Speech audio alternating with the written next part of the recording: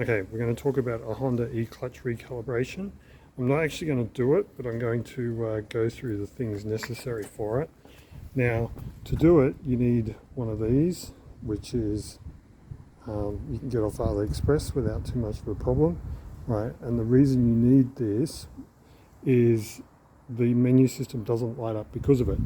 Now, the reason I'm doing this video is I've seen people on Facebook and whatnot having issues and no one can give them an answer. It's just you've got to go to the dealer.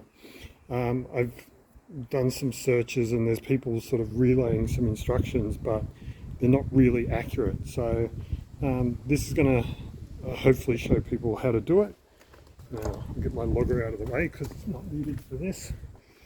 Now you need the actual tool and you need to have your wires exposed. But the first thing is to actually come in with the bike on and go into the settings. So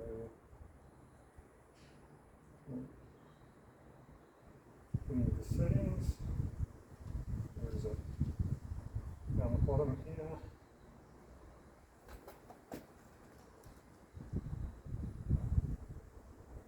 And come down to service.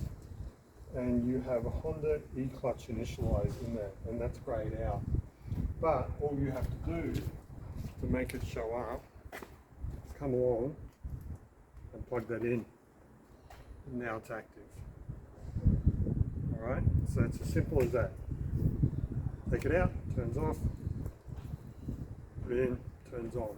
So there's a whole heap of bullshit about you've got to have it off, plug it in, turn it on. Problem is when you do that, and I'll demonstrate it. So we turn it off, plug that in, turn it on,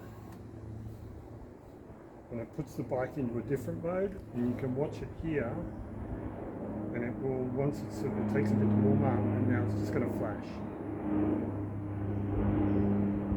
It's a slow flash, but that's all it's going to do. So the solution, take that out, turn it on,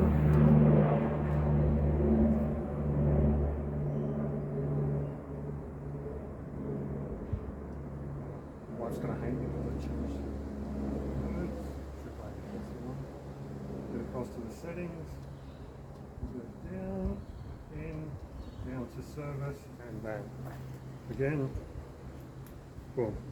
That's all you have to do. So hopefully this helps a few people and it'll help me later if I ever need it. So thanks for tuning in.